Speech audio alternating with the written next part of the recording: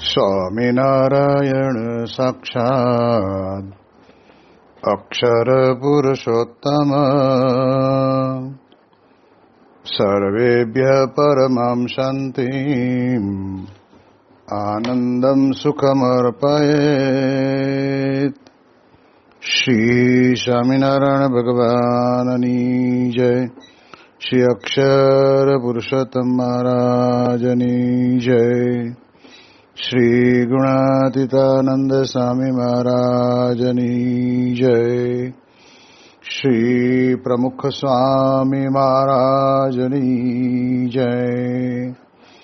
શ્રી મહંત સ્વામી મહારાજની જય. પ્રગટ ગુરુ હરિ પરમ પૂજ્ય મહંત સ્વામી મહારાજની આજ્ઞા અને આશીર્વાદથી આપણે બધાએ નિત્ય પ્રાતઃ કથાનો લાભ લઈ રહ્યા છીએ. આજે આપણા માટે ફેબ્રુઆરી મહિનાની 24મી તારીખ અને સોમવારનો મહાપવિત્ર દિવસ છે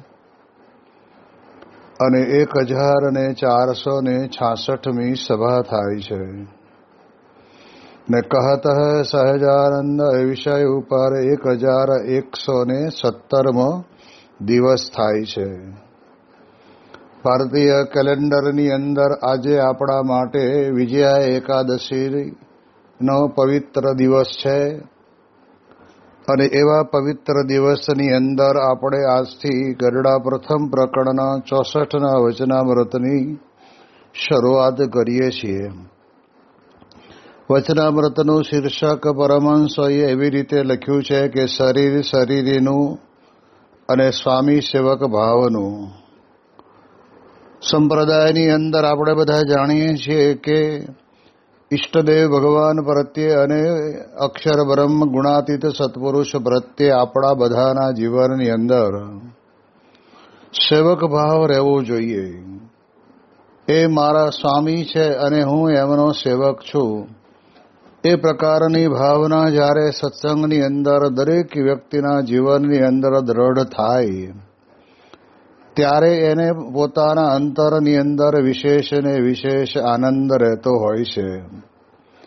કારણ કે આપણે જાણીએ છીએ કે સત્સંગની અંદર જે કોઈ વ્યક્તિ સેવક બનીને રહે છે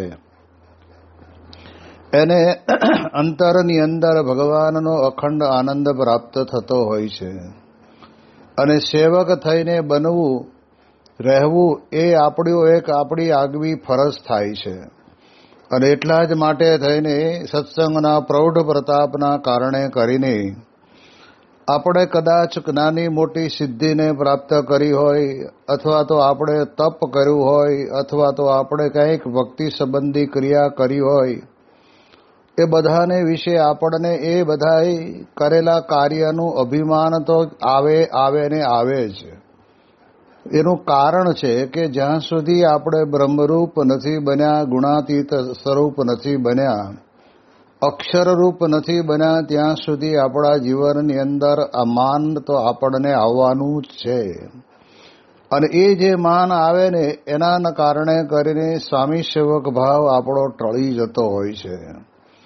અને એટલા જ માટે પ્રમુખ સ્વામી મહારાજ અને ગુણાતીત ગુરુવર્યો મહંત સ્વામી મહારાજને પણ વારંવાર જ્યારે પૂછવામાં આવ્યું ત્યારે એમણે પોતે પોતાના અંતરના ઉદ્ગારને સમજાવતા આપણને કહ્યું છે કે હું હજુ સુધી મને એવું મનાતું નથી કે હું સૌનો ગુરુ છું. મને તો સદાય એમ જ મનાય છે કે હું સૌનો દાસ અને સેવક છું. અક્ષર બ્રહ્મની આવી ઉચ્ચ કોટીની સમજણ એ ગુણાતીત સત્પુરુષોના જીવનની અંદર આપણને સહેજે સહેજે દેખાય. અને હકીકતની અંદર તો મજા પણ એની જ છે કે આપણા જીવનની અંદર આપણે આપણા જીવનમાં જાણીએ એ પ્રમાણે નક્કી કરીએ એ પ્રમાણે આપણને ગુણનું કોઈ પણ પ્રકારનું અભિમાન આપણને આવતું હોય તો એ અભિમાને કરીને આપણા જીવનની અંદર આપણને વિશેષ કરીને અંતરે આનંદ નહીં રહે. પણ સ્વામી કહે છે કે અંતરની અંદર આપણને ઈર્ષ્યાના ભાવ પણ આવ્યા કરતા હશે, રાગ દ્વેષના ભાવ પણ આવ્યા કરતા હશે. આ પ્રકારે આપણે જીવનની અંદર અનુભવીએ છીએ. અને એટલા જ માટે થઈને આપણને મહારાજ અહીંયા આગળ આ વાતને વિશેષ કરીને દૃઢાવે છે. આ સત્સંગની અંદર ભગવાન સ્વામિનારાયણ પોતપોતે એ સેવક થઈને જ રહ્યા. પૂર્વે પણ જે ભગવાનના અવતારો થયા એમણે પણ પોતાના જીવનની અંદર સેવક ભાવને જતો નથી કર્યો. જેમ ભલે ભગવાન કૃષ્ણ પરમાત્મા 16,108 પટરાણીઓના પતિ હતા, પરંતુ જ્યારે એમનો પ્રિય સખા એવા જે સુદામાજી પોતે ત્યાં આગળ દ્વારકાની વિશે પધારે છે ત્યારે તે વખતે નામ સાંભળીને પોતાના પ્રિય મિત્ર અને પ્રિય સખા એવાને સુદામાનું નામ સાંભળીને એ પોતે પગની અંદર ચાકડી પણ પહેરવા રહ્યા નહીં અને ઉતાવળા દોડીને એને ભેટી પડ્યા. આ પ્રમાણે એમની જોડે બેસી એની બધી સેવા સરભરા પણ પતિ કરી. તો આપણને સમજાય છે કે ભગવાનના ભક્તની પાસે ભગવાન પણ આ પ્રમાણે કહેવાય છે કે સેવક ભાવથી જ રહેતા હોય છે. જેમ અંબરીશ રાજાના આખ્યાનની અંદર આપણને ખબર છે કે ભાગવતકારો પોતે નાંધે છે કે ભગવાન પોતે આ પ્રમાણે કહેવાય છે કે દુર્વાસા મુનિને કહે છે કે હે મુનિરાજ, અંબરીશ રાજાના રક્ષણની અંદર આ સુદર્શન ચક્ર મૂકેલું છે, હવે એ તો એ પોતે પાછું વાળે તો વળે, બાકી અમારાથી ના વળે. અને અમે તો એવા ભગવાનના ભક્તના પણ ભક્ત છીએ એવું તો ભગવાન સ્વામિનારાયણે પણ વચનામૃતની અંદર આપણને સમજાયું છે. ભગવાનના ભક્તના પણ ભક્ત બનનાર ભગવાન આપણા ઈષ્ટદેવ છે. તો જો એમના જીવનની અંદર આ પ્રકારે એક સેવક ભાવ રહેતો હોય તો આપણે પણ આપણા જીવનની અંદર સત્સંગની અંદર આવ્યા પછી આપણા મનની અંદર આપણે આ દ્રઢ કરીને રાખવાનું કે સ્વામી કે સાધના કરતા કરતા ગમે તેવી બ્રાહ્મી સ્થિતિ પ્રાપ્ત થાય તો પણ કોઈ દિવસ એમને અંતરની અંદર એવો ભાવ ન રહે. જ્યારે પોરબંદર અને ગોરાણાની આજુબાજુના વિસ્તારની અંદર જ્યારે બ્રહ્મ સ્વરૂપ યોગીજી મહારાજ પોતે ત્યાં પધાર્યા હતા અને તેવા સમયની અંદર અન્ય સંપ્રદાયના એક ધર્મગુરુ પણ ત્યાં આગળ પધારવાના હતા. એટલે એમના માટે પણ આસનની વ્યવસ્થા તો કરેલી જ હતી, પરંતુ યોગીજી મહારાજનું આસન કરતાં એનું આસન 2 આંગળ નીચું છે. અને જ્યારે એ પધાર્યા ત્યારે એ પોતે એક નજરે જોઈ લયા કે योगी जी महाराज का आसन थोड़ा बड़ा है तो मेरा आसन क्यों नीचा है एम કરીને ઊભા રહી ગયા. એટલે એ આસન ઉપર બેહવા તૈયાર ન થયા. હવે આપણે જાણીએ છીએ કે આસન ઉપર બેસે કે પૃથ્વી ઉપર બેસે કે પાટ ઉપર બેસે કે સોફા ઉપર બેસે એ બધો પૃથ્વીનો જ ભાગ છે. એનાથી કંઈ નાનપ ને મોટપ હોતી નથી. પણ માણસને પોતાની સાધના અને પોતે જે કોઈ આશ્રમના અધિપતિ હોય એનું અંતરની અંદર કહેવાય છે ને કે એ પ્રમાણે એમને માન રહેલું હોય છે. અને તરત યોગીજી મહારાજ તો પરિસ્થિતિને પારખી ગયા.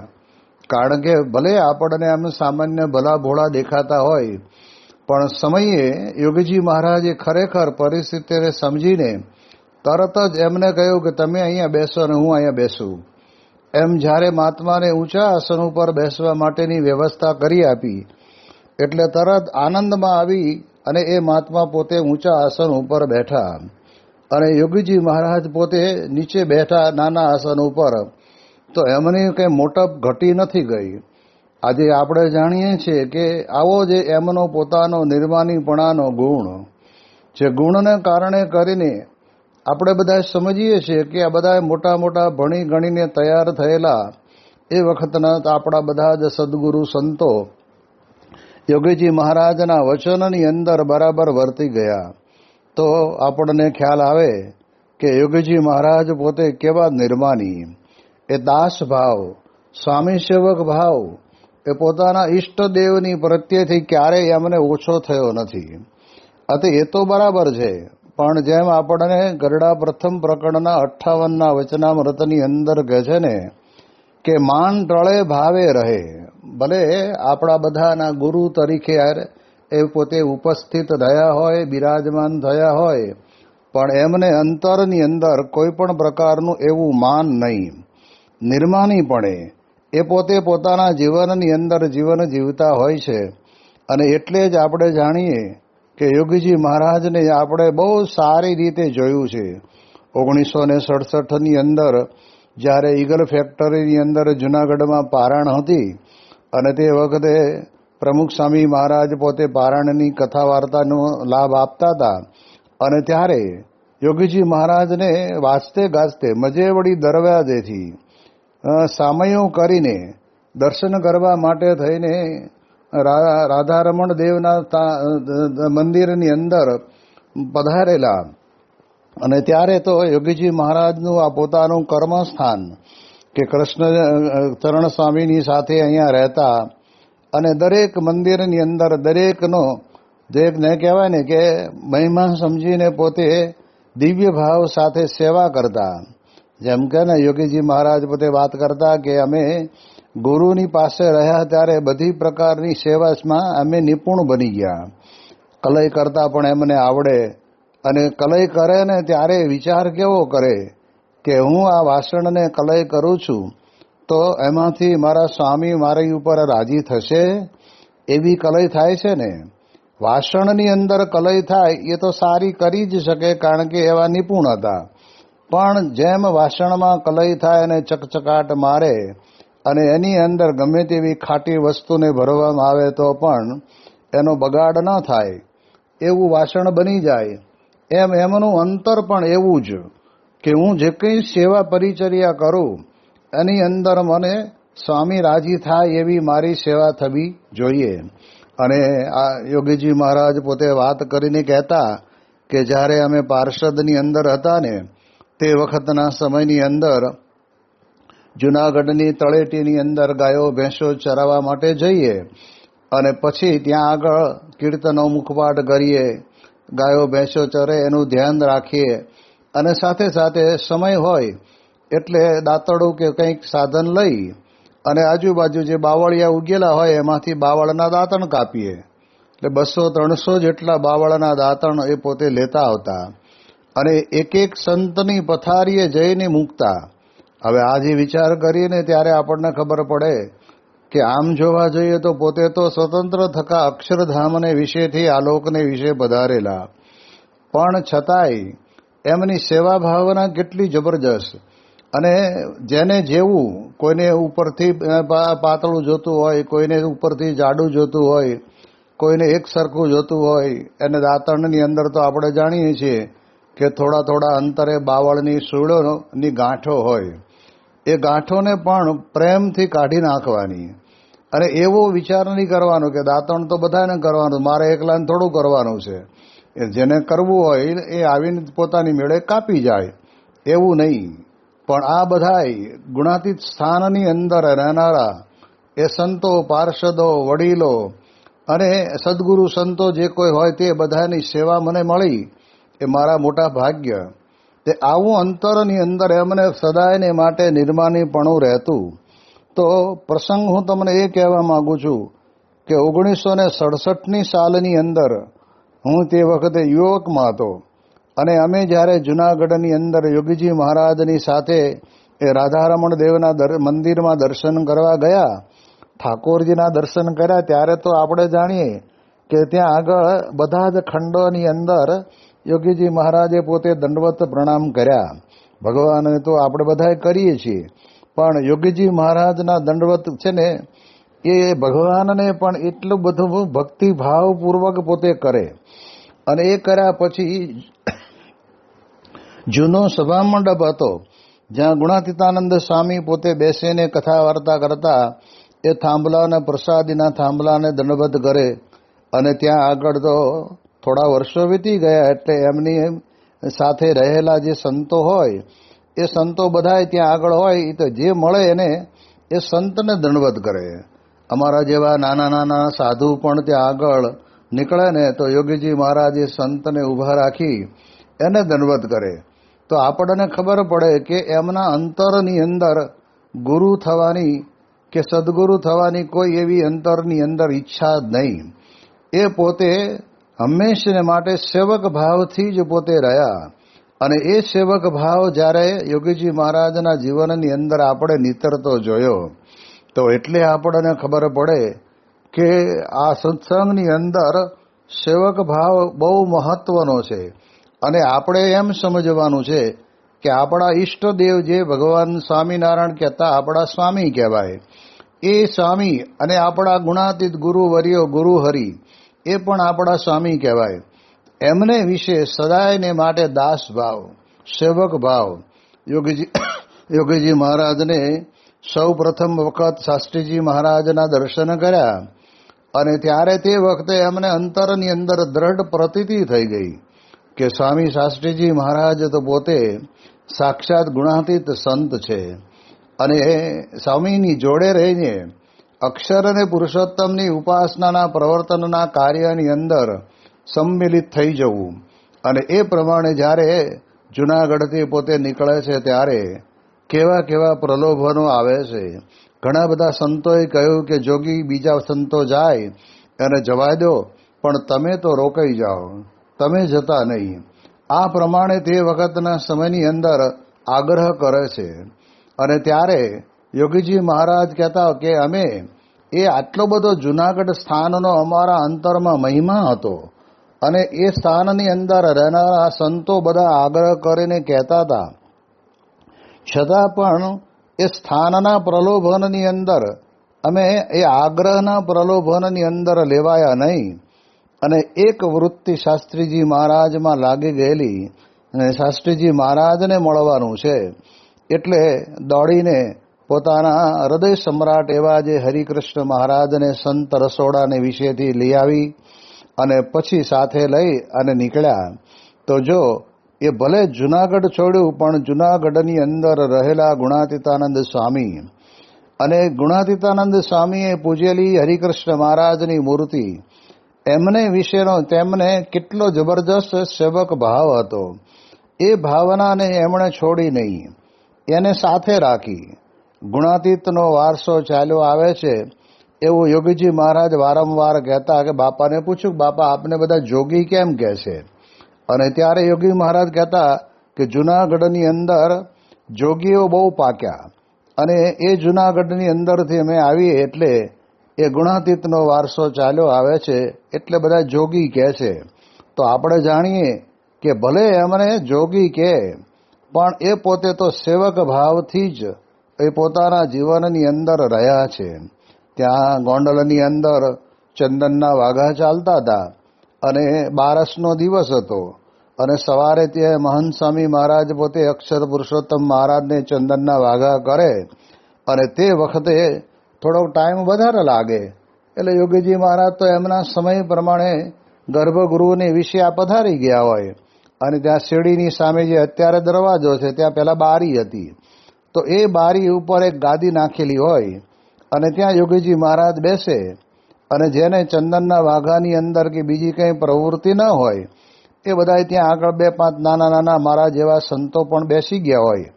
અને તે વખતે બન્યું કેવું કે આગલે દિવસે એકાદશી હતી અને એકાદશીના દિવસની અંદર હું સંત સ્વામીની સેવામાં એટલે બપોરનું ફરાળ કરવાનું હતું. તે વખતે એક જગ્યા ઉપર વાંચવા બેઠો હશે અને વાંચતા વાંચતા સહેજ આમ નિંદર આવી ગઈ એટલે ટાઈમ વધારે નીકળી ગયો. બપોરનો સમય પણ જમવાનો પતી ગયો અને પછી મને ખબર પડી કે આ તો બહુ થયું. પણ તે વખતે ગોતાગોત ચાલી હશે પણ પછી તો સંત સ્વામીનું પત્તર મળી ગયેલું એટલે યોગીજી મહારાજના સેવકોએ જમાડી દીધા યોગીજી મહારાજને ધ્યાનમાં. અને તે વખતે સમયની અંદર મને પોતાને મારી સામે યોગીજી મહારાજ નજર કરીને કે ગુરુ કાલ ક્યાં ગયા હતા? સંત સ્વામી જેવા સંતની સેવા મળી તો મહિમા સહિત કરી દેવી. અમે અને સંત સ્વામી ડાંગરાની અંદર 2 મહિના રહેતા અને એ કથા કરે ને અમે રસોઈ કરીએ. આ પ્રમાણે યોગીજી મહારાજ પોતે બધી વાત કરતા કરતા એ પોતે એવું બોલ્યા કે જો અમે પણ આ બધા દરબારોને રમાડ્યા જમાડ્યા, ગરમ ગરમ ફૂલકા રોટલી જમાડી, ગરમ પાણીથી નવરાવ્યા. તો આજે તઈ બધા બાપુ બધા બાપા કરે છે. તો સ્વામી કહે છે કે એવી સેવા કરીને એ સેવક ભાવ અમારામાં હતો અને એના કારણે કરીને જ આપણને દેખાય આવે. બ્રહ્મ સ્વરૂપ શાસ્ત્રીજી મહારાજ પોતે સારંગપુરની અંદર બિરાજમાન હતા અને રાત્રિના સમયની અંદર જે લગભગ 8-9 વાગ્યા સંઘ આવવાનો હતો, એ સંઘની બસને કંઈક તકલીફ થઈ હશે એટલે મોડી પડેલી અને રાતના લગભગ 11:30-12 વાગ્યાની આજુબાજુ એ સંઘ આવ્યો. એટલે એ વખતે તો યોગીજી મહારાજ નિયમ ચેષ્ટા માળા માનસી બધું કરી અને પોતાના આસન ઉપર, કંતાનું આસન અને હાથનું ઓશીકું એની ઉપર જઈને સૂતેલા. અને ત્યારે શાસ્ત્રીજી મહારાજે પોતે આવનારા હરિભક્તોને પૂછ્યું કે તમારે મોડું થયું છે એટલે જમવાનું તો બાકી હશે. ત્યારે હરિભક્તો કહ્યું કે સ્વામી હવે અત્યારે રાત્રે ક્યાં 12 વાગ્યે માથાકૂટ કરવી, સવારે ભેગો નાસ્તો કરશું, અત્યારે અમે આરામ કરી લઈએ. શાસ્ત્રી મહારાજ કે એમ નો હાલે, તમને જમાડવા પડે. અને તે વખતે યોગીજી મહારાજ તો હજી ગયા ને અડધો કલાક જેવો સમય થયો હશે અને ત્યાં શાસ્ત્રીજી મહારાજે પોતે ત્યાં બૂમ પાડી કે જોગી. અને ત્યારે તે વખતે અંધ સાધુ એવા જે ભગવત સ્વરૂપ સ્વામી પોતે ત્યાં સૂતા હતા અને શાસ્ત્રી મહારાજનો અવાજ પોતે ઓળખી ગયા. એટલે ધીરે ધીરે કહ્યું કે સ્વામી હમણાં જ હજી તો નિયમ ચેષ્ટા કરી અને માનસી કરીને અડધો કલાક પહેલા જ સૂતા છે. આખા દિવસની સેવા કરી હોય એટલે થાક્યા પાક્યા એ સૂતા છે, સુવા દો, બીજા કોઈને જગાડો. ત્યારે શાસ્ત્રીજી મહારાજ પોતે બોલ્યા કે અત્યારના સમયે જે પરિસ્થિતિ છે ને એને યોગી સિવાય બીજું કોણ સમજી શકે. એટલે ફરી વખત યોગીજી મહારાજની આલ્લેખ જગાડી લગાવી એટલે યોગીજી મહારાજ તરત બેઠા થઈ ગયા અને શાસ્ત્રી મહારાજ મને બોલાવે છે. તો એ શાસ્ત્રીજી મહારાજના વચન ઉપર તરત જ આવ્યા, બોલો સ્વામી, કે હરિભક્તોને આપણે જમાડવાના છે. એટલે તો તરત જ રસોડામાં ગયા, કચોટો વાળી અને ખીચડીને જે સરસ મજાનું શાક બનાવી અને રાતના સમયની અંદર એ બધા હરિભક્તોને જમાડી દીધા. તો આપણે જાણીએ કે યોગીજી મહારાજને પણ એક સેવક ભાવ, શાસ્ત્રીજી મહારાજને વિશે એ પોતે ગુરુ ભાવથી, એટલે કહેતા કે આ મારા ગુરુ છે અને હું એમનો સેવક છું, એવી ભાવનાથી જ્યારે શાસ્ત્રીજી મહારાજની સાથે જોડાયેલા તો એ આપણને દેખાય આવે કે આવો ભાવ. એટલે મહારાજ આપણને આ વચનામૃતની અંદર શરીરની વાત તો કરે છે, એમાં બહુ આપણને લાંબી સમજણ નહીં પડે. તો મહારાજે વચનામૃતની અંદર જે કહ્યું છે એને આપણે વાંચી લઈશું. પણ સેવક ભાવ એટલે આમાં આપણને સમજાય કે આપણે ત્યાં જ આપણા ગુણાતીત ગુરુવર્યોના જીવનની અંદર સેવક ભાવ.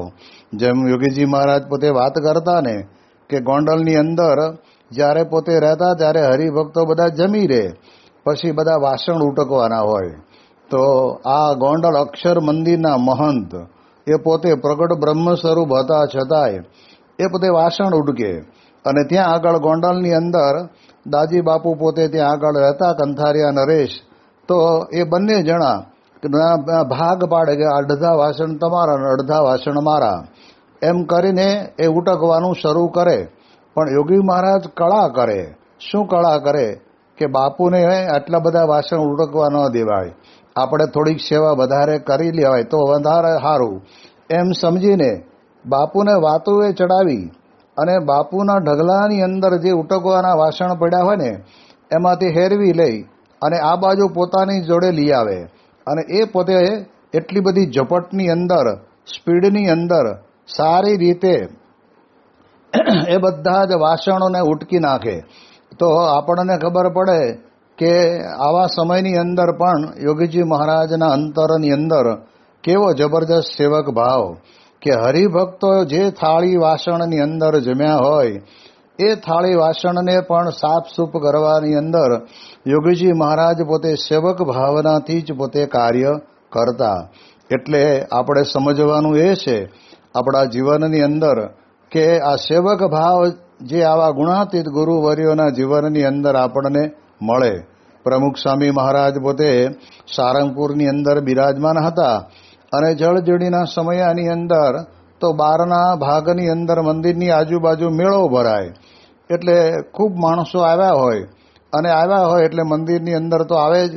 તો તે વખતના સમયની અંદર જેને બારણા વગરના ઓપન સંડાસ હતા ને, એ જાજરા બધા ત્યાં આગળ જેમ તેમ બગાડેલા હોય, તો પ્રમુખ સ્વામી મહારાજ પોતે કપડું કાઢીને બપોરના સમયની અંદર એકલા જ પોતે આ સંડાસ બાથરૂમ સાફ કરવા માટે પહોંચી ગયા, અને કુંડની અંદરથી પાણી લાવવાનું, ડોલ ભરીને પગથિયા ચડીને, અને પછી ત્યાં આગળ આ ધોઈ અને સાફસૂફ કરવાનું. સેવક સંત હતા, એમને ખબર પડી કે સ્વામી ગયા છે નાવા, પણ આટલી બધી વાર ન લાગે, એટલે તે વખતે આવીને જોયું તો સ્વામી આ બધું સાફ કરતા હતા. ત્યારે સંતોએ કહ્યું કે સ્વામી રહેવા દો, આ બધું અમે કરી નાખશું.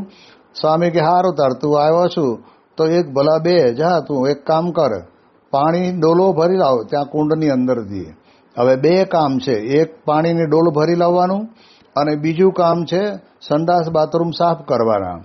તો એમાં સાફ કરવાની, ગંદકી સાફ કરવી એ બહુ વિચિત્ર કામ કહેવાય, એમાં આપણું મન માને નહીં. પણ યોગીજી એટલે પ્રમુખ સ્વામી મહારાજ કે હું આ બધું સાફ કરું છું, તું પાણી લઈ આવ. એમ કરીને એ સેવક પોતે બે ડોલો પાણીને લાવે અને સાફ કરે. તો જો આપણે જાણીએ કે પ્રમુખ સ્વામી મહારાજ પણ સંસ્થાના પોતે ગુરુ હતા, સંસ્થાના ધણી હતા, તેમ છતાં પણ એમણે પોતે પોતાના જીવનની અંદર આ પ્રમાણે કહેવાય છે કે સેવક ભાવ એ આપણને સહેજે સહેજે નીતરતો દેખાય. એટલે એ દ્રષ્ટિથી આપણે વિચાર એ કરવાનો કે આપણા સત્સંગની અંદર આપણે એટલું નક્કી રાખવાનું કે જો અંતરની અંદર પરમ શાંતિની અનુભૂતિ રાખવી હોય તો સ્વામી કે આ સેવા બહુ મોટા પુણ્યવાળાને પણ મળે નહીં, એવી સેવા મને મળી છે, તો મારા કેટલા મોટા ભાગ્ય. અને આપણે જાણીએ છીએ કે યોગીજી મહારાજ યોગી ગીતાની અંદર કહે છે ને કે શાસ્ત્રીજી મહારાજ પોતે જોગી એમ કરીને બોલે ને ત્યાં તરત મને કાંટો ચડી જાય, અને એમ કે જોગી એટલે તરત હું તો જમતો હો તો કોળિયો મૂકી દઉં, લખતો હો તો પેન મૂકી દઉં, પણ શાસ્ત્રી મહારાજ મને બોલાવે એટલે મારે તરત જ એમની આજ્ઞાનું પાલન કરવાનું જ હોય.